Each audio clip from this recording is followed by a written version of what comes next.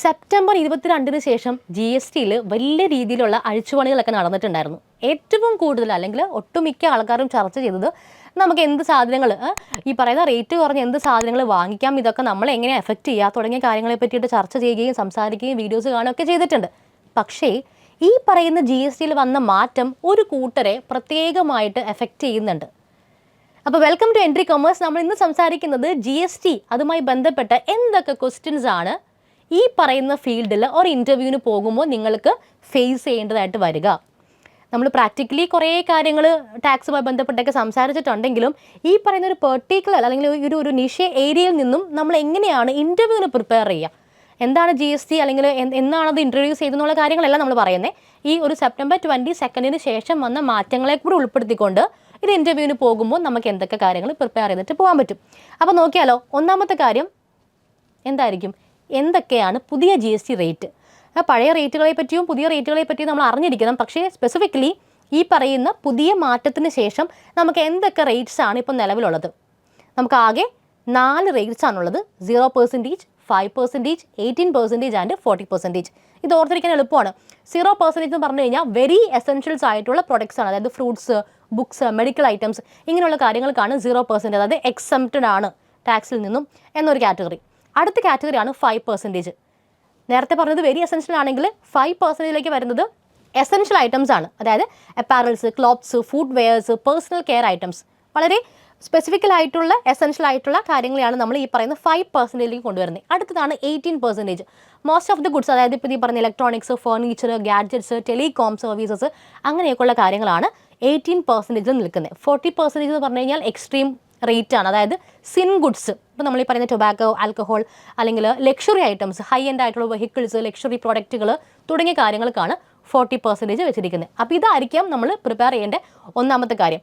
ഇനി രണ്ടാമത്തെ ഒരു പ്രധാന ചോദ്യം നമുക്ക് എക്സ്പെക്ട് ചെയ്യാൻ പറ്റുന്നത്, എന്തിനു വേണ്ടിയിട്ടാണ് ഈ ഒരു റിവിഷൻ കൊണ്ടുവന്നത്? 3 കാര്യങ്ങൾ ഓർത്തിരിക്കാം. ഒന്നാമത്തെയാണ് സിംപ്ലിഫൈ ദ ടാക്സ് സ്ട്രക്ചർ. നമുക്ക് നേരത്തെ ഉണ്ടായിരുന്ന കുറച്ചധികം ടാക്സ് റേറ്റുകൾ എടുത്ത് കളഞ്ഞതോടുകൂടി ഇത് കുറച്ചും കൂടെ സിംപ്ലിഫൈഡ് ആയി. ഓക്കെ, നെക്സ്റ്റ് വണ്ണാണ് എസെൻഷ്യൽസിനെ അഫോർഡബിൾ ആക്കുക. സാധാരണക്കാരുടെ ജീവിതത്തിനെ കുറച്ചും കൂടി ഈസി ആക്കാനും ഫിനാൻഷ്യലി അവർക്ക് കുറച്ചും കൂടെ ബെനിഫിറ്റ്സ് കിട്ടുന്ന രീതിയിലും എസെൻഷ്യൽസ് ആയിട്ടുള്ള പ്രൊഡക്റ്റുകൾക്ക് റേറ്റ് കുറച്ചതോടു കൂടി നമ്മുടെ സാധാരണ നോർമൽ ലൈഫ് കുറച്ചും കൂടെ ഈസി ആയിട്ടുണ്ട്. അതുമായിട്ട് കണക്ട് ചെയ്ത് മൂന്നാമത്തെ ഒബ്ജക്റ്റീവ്സ് എന്തായിരിക്കും? സിൻ ഗുഡ്സ് അല്ലെങ്കിൽ ലക്ഷറി കാറ്റഗറിയിൽ വരുന്ന പ്രൊഡക്റ്റുകൾക്ക് അതിൻ്റെ കൺസംഷൻസ് അത് യൂസ് ചെയ്യുന്നത് കുറയ്ക്കാൻ വേണ്ടിയിട്ട് ബോധപൂർവമായിട്ട് റേറ്റ് കൂട്ടുന്നു. അപ്പോൾ ഈ 3 കാര്യങ്ങൾക്ക് വേണ്ടിയിട്ടാണ് പ്രധാനമായിട്ടും ഈ പറയുന്ന ജി എസ് ടി മാറ്റം 2025 അനൗൺസ് ചെയ്തിരുന്നത്. ഓക്കെ, ഇനി അടുത്തൊരു മെയിൻ ഏരിയയാണ് എന്താണ് C G S T, S G S T, I G S T, U T G S T. പെട്ടെന്ന് കേൾക്കുമ്പോൾ നമുക്കറിയാം ഇതൊക്കെ ജി എസ് ടിയിൽ വരുന്ന സാധനങ്ങളല്ലേ, പക്ഷേ സ്പെസിഫിക്കലി ഇത് ഓരോന്ന് എന്താണ് ജസ്റ്റ് ഒന്ന് നോക്കിയാലോ. C G S T central goods and service tax. അടുത്തത് S G S T state goods service tax. അടുത്തത് U T G S T union territory goods and service tax. അപ്പോൾ ഇത് 4 കാര്യങ്ങളും അല്ലെങ്കിൽ ഈ പറയുന്ന 4 പ്രത്യേക ടേംസും ജി എസ് ടിയുടെ അണ്ടറിൽ വരുന്നതാണ്. ഇതിൽ ഒരു സ്റ്റേറ്റിൻ്റെ അകത്ത് തന്നെയാണ് ഡീലിങ്സ് നടക്കുന്നതെങ്കിൽ സ്റ്റേറ്റിൻ്റെ പോർഷൻ സ്റ്റേറ്റ് ഗവൺമെൻറ്റും central portion C G S T ആയിട്ട് സെൻട്രൽ ഗവൺമെൻറ്റും റിസീവ് ചെയ്യും. അതാണ് സി ജി എസ് ടിയും എസ് ജി എസ് ടി എന്ന് പറയുന്നത്. ഇനി ഐ ജി എസ് ടി ആണെങ്കിൽ 2 സ്റ്റേറ്റ്സ് തമ്മിലാണ് ഡീലിങ്സ് നടക്കുന്നത്, ബിസിനസ് നടക്കുന്നതെങ്കിൽ അവിടെ ഏത് സ്റ്റേറ്റിലോട്ടാണോ സർവീസ് അല്ലെങ്കിൽ ഗുഡ്സ് കൊടുത്തത് അവിടെ സ്റ്റേറ്റ് ഗവൺമെൻറ് വിഹിതം അവരെടുക്കുകയും ബാക്കിയുള്ള പോർഷൻ സെൻട്രലിൻ്റെ പോർഷനായിട്ട് പോവുകയും ചെയ്യും. അതായത് ഇൻ്റഗ്രേഷനാണ് അവിടെ, 2 പ്രത്യേക സംസ്ഥാനങ്ങൾ തമ്മിലാണ് അവിടെ കണക്ഷൻ വരുന്നത്. അടുത്തതാണ് U T G S T. ഇപ്പോൾ നമ്മൾ നേരത്തെ പറഞ്ഞ പോലെ യൂണിയൻ ടെറിട്ടറീസ് ആയിട്ടുള്ള സ്ഥലങ്ങളിലാണ് ബിസിനസ് നടക്കുന്നതെങ്കിൽ അവിടെയാണ് U T G S T ബാധകമാക്കുന്നത്. അപ്പോൾ ഇത്രയും കാര്യങ്ങളൊന്ന് ഓർത്തിരിക്കുക. ഇനി അടുത്തൊരു മെയിൻ ക്വസ്റ്റ്യൻ ആണ്, പ്രത്യേകിച്ച് നമ്മൾ അക്കൗണ്ട്സ് അല്ലെങ്കിൽ ഫിനാൻസ് മേഖലയിൽ ഇൻ്റർവ്യൂവിന് പോകുമ്പോൾ എന്താണ് ഐ ടി സി, എങ്ങനെയാണ് അത് കാൽക്കുലേറ്റ് ചെയ്യുന്നത്? ഐ ടി സി എന്ന് പറഞ്ഞു കഴിഞ്ഞാൽ സിംപ്ലി ഇൻപുട്ട് ടാക്സ് ക്രെഡിറ്റ് ആണ്. എന്താണ് ഇൻപുട്ട് ടാക്സ്? ഒരു ജി എസ് ടി രജിസ്റ്റർ ചെയ്തിരിക്കുന്ന കച്ചവടക്കാരൻ, ബിസിനസ് മാൻ, അയാളുടെ ബിസിനസ്സിന് വേണ്ടിയിട്ട് സാധനങ്ങൾ പർച്ചേസ് ചെയ്യുമ്പോൾ, റോ മെറ്റീരിയൽസ് ആയിട്ടോ അല്ലെങ്കിൽ എന്തെങ്കിലും സാധനങ്ങൾ ഇങ്ങോട്ട് പർച്ചേസ് ചെയ്യുമ്പോൾ ഇൻവേർഡ് സപ്ലൈ പർച്ചേസ് ചെയ്യുമ്പോൾ അതിന് കൊടുക്കുന്ന ജി എസ് ടി ഉണ്ട്. അതേപോലെ ഈ സാധനങ്ങൾ സെയിൽസ് വഴി പുറത്തെ ആളുകൾക്ക് വിൽക്കുമ്പോൾ അവിടെ കളക്ട് ചെയ്ത ജി എസ് ടി ഉണ്ട്. ഇതിൻ്റെ ഡിഫറൻസ് മാത്രമാണ് ഇവർക്ക് പേ ചെയ്യാനായിട്ട് ആവശ്യമുള്ളൂ. അപ്പോൾ അതിനെയാണ് നമ്മൾ ഇൻപുട്ട് ടാക്സ് ക്രെഡിറ്റ് എന്ന് പറയുന്നത്. ആ ഒരു ഡിഫറൻസ് മാത്രം പേ ചെയ്താൽ മതി എന്നുള്ള ഫെസിലിറ്റിനെയാണ് നമ്മളിവിടെ ഇൻപുട്ട് ടാക്സ് ക്രെഡിറ്റ് എന്ന് പറയുന്നത്. ഇതെങ്ങനെ കാൽക്കുലേറ്റ് ചെയ്യുന്നത്? ഓട്ടോമാറ്റിക്കലി സെയിൽസ് വഴി കളക്ട് ചെയ്യുന്ന ജി എസ് ടി ആയിരിക്കും കൂടുതൽ. അപ്പോൾ അത് മൈനസ് ആ പെർട്ടിക്കുലർ GST, അതിപ്പോൾ 5,000 ആണ് സെയിൽസ് വാല്യൂവിൻ്റെ കൂടെ നമ്മൾ 5,000 ആണ് റിസീവ് ചെയ്യുന്നതെങ്കിൽ 5,000 മൈനസ് നമ്മൾ എത്രയാണ് പേ ചെയ്തത്, 2,000 ആണെങ്കിൽ 2,000 മൈനസ് ചെയ്യും. സോ ബാലൻസ് 3,000 ആയിരിക്കും നമുക്ക് കിട്ടുന്ന ഇൻപുട്ട് ടാക്സ് ക്രെഡിറ്റ് എന്ന് പറയുന്നത്. ഓക്കെ, ഇനി അടുത്തത് GSTയുമായി ബന്ധപ്പെട്ട് നമുക്ക് പറയാൻ പറ്റുന്ന ഒരു കാര്യമാണ് ഡിഫറെൻറ്റ്, എസ്പെഷ്യലി നമ്മൾ അക്കൗണ്ടിങ് ഈ പറയുന്ന സോഫ്റ്റ്വെയർസിൽ ചെയ്യുമ്പോൾ നമുക്ക് അറിയേണ്ട ഒരു കാര്യമാണ് GSTയിൽ യൂസ് ചെയ്യപ്പെടുന്ന അല്ലെങ്കിൽ GSTയുമായി കണക്ട് ചെയ്ത് നമ്മൾ യൂസ് ചെയ്യുന്ന ഡിഫറെൻറ്റ് ഫോമുകൾ ടാക്സിൻ്റെ പർപ്പസിന് വേണ്ടിയിട്ട്. അപ്പോൾ അതിനകത്ത് പ്രധാനപ്പെട്ട കുറച്ച് ഫോംസ് ആണ് നമ്മളിപ്പോൾ പറയാൻ പോകുന്നത്. ഒന്ന് GSTR1 ആണ്. അതെന്തിനാണ് യൂസ് ചെയ്യുന്നത്? To report the details of outward supply of goods, അതായത് സെയിൽസിൻ്റെ ഡീറ്റെയിൽസ് GST രജിസ്റ്റർ ചെയ്തിരിക്കുന്ന ബിസിനസ്മാൻ്റെ സെയിൽസ് ഡീറ്റെയിൽസ് അപ്ലോഡ് ചെയ്യുന്ന റിപ്പോർട്ട് ചെയ്യുന്ന ഒരു ഫോമാണ് GSTR1 എന്ന് പറയുന്നത്. ഇനി GSTR3B ഉണ്ട്, a summary return of inward and outward supply. നമ്മുടെ സെയിൽസിൻ്റെയും നമ്മൾ ആ സെയിൽസ് ചെയ്യാൻ വേണ്ടി പർച്ചേസ് ചെയ്തിരിക്കുന്ന സാധനങ്ങളുടെയും ഡീറ്റെയിൽസ് കാണിക്കുന്ന ഫോമാണ് GSTR3B. അപ്പോൾ ഇത് രണ്ടും വരുന്നുണ്ടെങ്കിൽ അത് എന്തിനു വേണ്ടിയിട്ടായിരിക്കും? For calculating ITC, input tax ക്രെഡിറ്റിൻ്റെ കാൽക്കുലേഷന് വേണ്ടിയിട്ടാണ് ഈ ഫോം നമ്മൾ നോർമലി യൂസ് ചെയ്യുന്നത്. ഇനി അടുത്തതാണ് GSTR9 എന്ന് പറയുന്നു. അതൊരു ആനുവൽ കൺസോളിഡേറ്റഡ് റിപ്പോർട്ടാണ്. നമ്മുടെ ആ ഒരു പെർട്ടിക്കുലർ ഫിനാൻഷ്യൽ ഇയറിൽ നമ്മൾ ചെയ്തിട്ടുള്ള എല്ലാ ട്രാൻസാക്ഷൻസും ജനറലായിട്ട് നമ്മൾ മെൻഷൻ ചെയ്യുന്നത് ഈ ഒരു GSTR9 എന്നുള്ള ഫോമിലാണ്. നെക്സ്റ്റ് വൺ ആണ് GSTR3B. This contains the details of your purchases and it is not required to be filed. Normally നമ്മൾ സാധനങ്ങൾ ആസ് എ ബിസിനസ് പേഴ്സൺ നമ്മൾ സാധനങ്ങൾ വാങ്ങിക്കുന്ന സപ്ലയർ ഉണ്ടല്ലോ, അവർ ഫയൽ ചെയ്യുമ്പോൾ ഇതിനകത്ത് ഡീറ്റെയിൽസ് കൊടുക്കും. അപ്പോൾ ആ ഡീറ്റെയിൽസിൻ്റെ ഒരു കൺസോൾട്ടേഷനാണ് നമുക്ക് 3Bയിൽ കാണാൻ പറ്റുന്നത്. അപ്പോൾ നമ്മൾ നോർമലി അത് ഫയൽ ചെയ്യേണ്ട കാര്യമില്ല. നമ്മുടെ സപ്ലയർ നമുക്ക് സാധനങ്ങൾ തന്ന ആൾക്കാരാണ് നോർമലി ഈ പറയുന്ന GSTR2B ചെയ്യുന്നത്. ഓക്കെ, അപ്പോൾ നമ്മൾ ആർക്കെങ്കിലും സാധനങ്ങൾ കൊടുക്കുന്നുണ്ടെങ്കിൽ, സപ്ലൈസ് കൊടുക്കുന്നുണ്ടെങ്കിൽ അവിടെ നമ്മളും അത് ചെയ്യുന്നുണ്ടായിരിക്കും. ഇനി നമ്മൾ ആരുടെ കയ്യിൽ നിന്നാണോ സാധനങ്ങൾ വാങ്ങിച്ചിട്ടുള്ളത് ആ സപ്ലയറും ഈ പറയുന്ന GSTR3B ഫയൽ ചെയ്തിട്ടുണ്ടായിരിക്കും. അപ്പോൾ ഇത്രയാണ് പ്രധാനമായിട്ട്. ഇതിൽ കൂടുതൽ ഫോംസ് ഉണ്ടെങ്കിലും പ്രധാനമായിട്ടും നമ്മൾ ഫോക്കസ് ചെയ്യേണ്ടത്, അതായത് ഒരു ബിസിനസ്സിനെ സംബന്ധിച്ച് അവർ കീപ്പ് ചെയ്യേണ്ട ഫോംസ് ഇതൊക്കെയാണ്. ഇനി നെക്സ്റ്റ് പ്രധാനപ്പെട്ട ഒരു കാര്യമാണ് ഇൻവോയ്സ് എന്താണ്? ഇൻവോയ്സ് മീൻസ് ഇലക്ട്രോണിക്കൽ ആയിട്ട് നമ്മൾ ഡെവലപ്പ് ചെയ്യുന്ന ഒരു ഇൻവോയ്സ് ആണ്.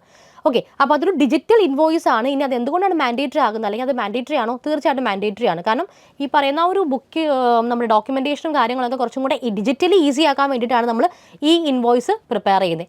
അങ്ങനെ ഇൻവോയ്സ് പ്രിപ്പയർ ചെയ്ത് കിട്ടുമ്പോൾ അല്ലെങ്കിൽ അത് ജനറേറ്റ് ചെയ്യുമ്പോൾ കിട്ടുന്ന ഒരു സംഭവമാണ് IR എന്ന് പറയുന്നത്. അതായത് ഈ പറയുന്ന യുണീക്ക് ആയിട്ടുള്ളൊരു ഐഡൻറ്റിഫിക്കേഷൻ നമ്പറാണ്, ഇൻവോയ്സ് റെഫറൻസ് നമ്പർ എന്ന് പറയും. നമ്മൾ ഈ ഇൻവോയ്സ് ഡെവലപ്പ് ചെയ്ത് കഴിയുമ്പോൾ അതുമായിട്ട് അസോസിയേറ്റ് ചെയ്ത് കിട്ടുന്ന ഒരു ഐഡൻറ്റിഫിക്കേഷൻ നമ്പറാണ്. ഓക്കെ, ഇനി ഈ പറയുന്ന ഇൻവോയ്സിൽ നമ്മൾ B2B transactions, business to business transactions ചെയ്യുമ്പോഴൊക്കെ നമ്മുടെ IRN നമ്പർ നമ്മൾ അതിനകത്ത് മെൻഷൻ ചെയ്യണം. ഇൻവോയ്സ് ഉണ്ടായിരിക്കുകയും വേണം. കൂടുതലായിട്ട് നമ്മൾ അല്ലെങ്കിൽ സ്പെസിഫിക്കലി 5 കോടിയിൽ കൂടുതൽ ബിസിനസ് ചെയ്യുന്നവർക്കാണ് ഇൻവോയ്സ് മാൻഡേറ്ററി ആയിട്ട് പറയുന്നത്. ഓക്കെ, ഇനി അടുത്തൊരു സംഭവമാണ് എന്താണ് HSN അല്ലെങ്കിൽ SAC കോഡ്. പെട്ടെന്ന് നമുക്ക് അറിയാവുന്ന ഒരു കാര്യമാണ് ഹാർമണൈസ്ഡ് സിസ്റ്റം ഓഫ് നോമൻക്ലേച്ചർ. അതായത് നമുക്ക് ഗുഡ്സിനെ ഐഡൻറ്റിഫൈ ചെയ്യാനായിട്ട് നമ്മൾ യൂസ് ചെയ്യുന്ന ഒരു ക്ലാസിഫിക്കേഷൻ കോഡാണ് HSN. അതേപോലെ SAC എന്ന് പറയുമ്പോൾ സർവീസ് അക്കൗണ്ടിങ് കോഡ്, സർവീസുകളെ ക്ലാസിഫൈ ചെയ്യാൻ വേണ്ടി യൂസ് ചെയ്യുന്ന ഒരു കോഡാണ്. അപ്പോൾ ഇത് രണ്ടും നമ്മൾ എന്തിനാണ് അറിഞ്ഞിരിക്കുന്നതെന്ന് വെച്ച് കഴിഞ്ഞാൽ ഓരോ പ്രൊഡക്റ്റിൻ്റെയും ഈ പറയുന്ന കോഡിനെ ബേസ് ചെയ്തിട്ടാണ് അതിൻ്റെ ടാക്സ് റേറ്റ് ഫിക്സ് ചെയ്യുന്നത്. അപ്പോൾ ഇത് രണ്ടും കൃത്യമായിട്ട് അറിയാൻ പറ്റണം. ഇനി അടുത്തൊരു കാര്യമാണ് എന്താണ് B2B, എന്താണ് B2C. അപ്പോൾ B2B എന്ന് പറഞ്ഞു കഴിഞ്ഞാൽ രജിസ്റ്റേർഡ് ആയിട്ടുള്ള 2 ഡീലേഴ്സ് തമ്മിലുള്ള ബിസിനസ്സിനാണ് നമ്മൾ B2B എന്ന് പറയുന്നത്, ബിസിനസ് ടു ബിസിനസ്. അപ്പോൾ GSTയിൽ രജിസ്റ്റർ ചെയ്ത 2 ഡീലേഴ്സ് ആണെങ്കിലാണ് ആ ഡീലിങ്സിന് നമുക്ക് B2B ട്രാൻസാക്ഷൻ എന്ന് പറയാൻ പറ്റുക. ഇനി അതേപോലെ B2C ആണെങ്കിൽ നമ്മൾ as A business person registered ആയിരിക്കും GSTയിൽ, പക്ഷേ ആ കസ്റ്റമർ നമ്മൾ ആർക്കാണോ വിൽക്കുന്നത് അവരൊരു പക്ഷേ GST രജിസ്ട്രേഷൻ എടുത്തിരിക്കുന്ന ആളായിരിക്കില്ല. അങ്ങനെ ആകുമ്പോൾ നമുക്ക് അവിടെ ഇൻപുട്ട് ടാക്സ് ക്രെഡിറ്റ് ക്ലെയിം ചെയ്യാൻ പറ്റില്ല. ബിക്കോസ് ആ പറയുന്ന ആൾക്ക് GST രജിസ്ട്രേഷൻ ഇല്ലാത്തത് കൊണ്ട് തന്നെ നമുക്ക് ക്ലെയിം ചെയ്യാനായിട്ട് പറ്റില്ല. അപ്പോൾ അതാണ് B2C എന്ന് പറയുന്നത്. ഇനി അടുത്തൊരു കാര്യമാണ്, പ്രധാനപ്പെട്ടൊരു സംഭവമാണ് E-Way ബിൽ എന്ന് പറയും. എന്താണ് E-Way ബിൽ? ആർക്കാണ് ഇത് മാൻഡേറ്ററി ആയിട്ട് ഹോൾഡ് ചെയ്യേണ്ടത്? അപ്പോൾ E-Way ബിൽ എന്ന് പറയുമ്പോൾ നമ്മൾ ഗുഡ്സിൻ്റെ ട്രാൻസാക്ഷൻ അല്ലെങ്കിൽ അതിൻ്റെ മൂവ്മെൻറ്റിന് വേണ്ടിയിട്ടാണ്. അപ്പോൾ നമ്മൾ വണ്ടികളിൽ കയറ്റി ഗുഡ്സ് ഒക്കെ ട്രാൻസാക്ട് ചെയ്യുമല്ലോ, അല്ലെങ്കിൽ മൂവ്മെൻറ്റ് കൊടുക്കുമല്ലോ, അവിടെ നിന്നും അല്ലെങ്കിൽ A എന്നോ ലൊക്കേഷനിൽ നിന്ന് ബിയിലോട്ട് കൊടുക്കുന്നു, B നിന്ന് C-ലോട്ടൊക്കെ കൊടുക്കും. അപ്പോൾ അങ്ങനെ മൂവ്മെൻറ്റ്സ് വേണ്ടി വരുന്ന സമയത്ത് കയ്യിൽ സൂക്ഷിക്കേണ്ട ഒരു പ്രധാന ടാക്സ് ഡോക്യുമെൻ്റ് ആണ് E-Way ബിൽ എന്ന് പറയുന്നത്. ഓക്കെ, ഇനി നോർമലി ഇതൊരു 50,000-ൽ കൂടുതൽ വാല്യൂ ഉണ്ടെങ്കിലാണ് നമ്മൾ E-Way ബില്ല് ഹോൾഡ് ചെയ്യണമെന്ന് പറയുന്നത്. പിന്നെ അത് മാത്രമല്ല ചില സിറ്റുവേഷനിൽ ഇത് വേണ്ടെന്ന് പറയും. ഇപ്പോൾ ഈ പറയുന്ന ഫ്രഷ് വെജിറ്റബിൾസ് അല്ലെങ്കിൽ നമ്മൾ മീനൊക്കെ ട്രാൻസാക്ട് ചെയ്യുന്ന വണ്ടികളുണ്ടല്ലോ, അപ്പോൾ അത്തരത്തിലുള്ള വണ്ടികളാണ്, അത്തരത്തിലുള്ള പ്രൊഡക്റ്റ് ആണെന്നുണ്ടെങ്കിൽ നമുക്ക് E-Way ബിൽസിൻ്റെ മാൻഡേറ്ററി ആയിട്ടുള്ളൊരു ഹോൾഡ് ആവശ്യമില്ല. ഓക്കെ, അടുത്തൊരു കാര്യമാണ് ഡ്യൂ ഡേറ്റുകൾ. കൃത്യമായിട്ട് GSTR 1 എന്ന് ഫയൽ ചെയ്യണം, 3B എന്ന് ഫയൽ ചെയ്യണം, GSTR 9 എന്ന് ഫയൽ ചെയ്യണം. അതും നമ്മൾ അറിഞ്ഞിരിക്കണം. ബിക്കോസ് ആസ് എൻ അക്കൗണ്ടന്റ് അല്ലെങ്കിൽ ആസ് ഒരു കാൻഡിഡേറ്റ് ആയിട്ട് നിങ്ങൾ നിൽക്കുമ്പോൾ തീർച്ചയായിട്ടും ഡ്യൂ ഡേറ്റുകൾ നമുക്ക് മാറിപ്പോയി കഴിഞ്ഞാൽ നമുക്കത് ഫൈൻ കൊടുക്കേണ്ടതായിട്ട് വരും. അപ്പോൾ GSTR 1 നമ്മൾ നോർമലി ഫയൽ ചെയ്യേണ്ടത് 11th of the following month ആണ്. GSTR 3B ഫയൽ ചെയ്യേണ്ടത് നെക്സ്റ്റ് മന്തിൻ്റെ 20th ഡേറ്റ് ആണ്. അതേപോലെ GSTR 9 അത് ആനുവൽ റിട്ടേൺ ആണ്. അപ്പോൾ നമുക്ക് 31st December of the following financial ഇയറിലായിരിക്കും നമുക്ക് GSTR 9 ഫയൽ ചെയ്യേണ്ടതായിട്ട് വരാം. അപ്പോൾ ഇത്രയും കാര്യങ്ങൾ മെയിനായിട്ടും ഇപ്പോൾ കഴിഞ്ഞ കുറച്ച് ഇൻ്റർവ്യൂസിൽ ചോദ്യങ്ങൾ കിട്ടി എന്നുള്ള ആ ഒരു പ്രൂഫോട് കൂടിയിട്ടാണ് നമ്മൾ എക്സ്പ്ലെയിൻ ചെയ്യുന്നത്. ഇതിൽ കൂടുതൽ കാര്യങ്ങൾ GSTയിൽ ഇൻക്ലൂഡ് ചെയ്യപ്പെട്ടിട്ടുണ്ട്. അപ്പോൾ നമ്മൾ ഇതിന് കുറച്ച് ഇമ്പോർട്ടൻസ് കൊടുക്കണം എന്നുള്ളതാണ് പറഞ്ഞു വരുന്ന കാര്യം. അപ്പോൾ ഇത്രയാണ് നമ്മൾ പ്രധാനമായിട്ടും GSTയുമായി കണക്ട് ചെയ്തിട്ട് ഓർത്തിരിക്കേണ്ട ഇൻ്റർവ്യൂ ക്വസ്റ്റ്യൻസ്. ഇതിൽ കൂടുതലുണ്ട്. അപ്പോൾ മറ്റൊരു ഇൻഫോർമേറ്റീവ് വീഡിയോയുമായിട്ട് നമുക്ക് വീണ്ടും കാണാം. അതുവരെ താങ്ക്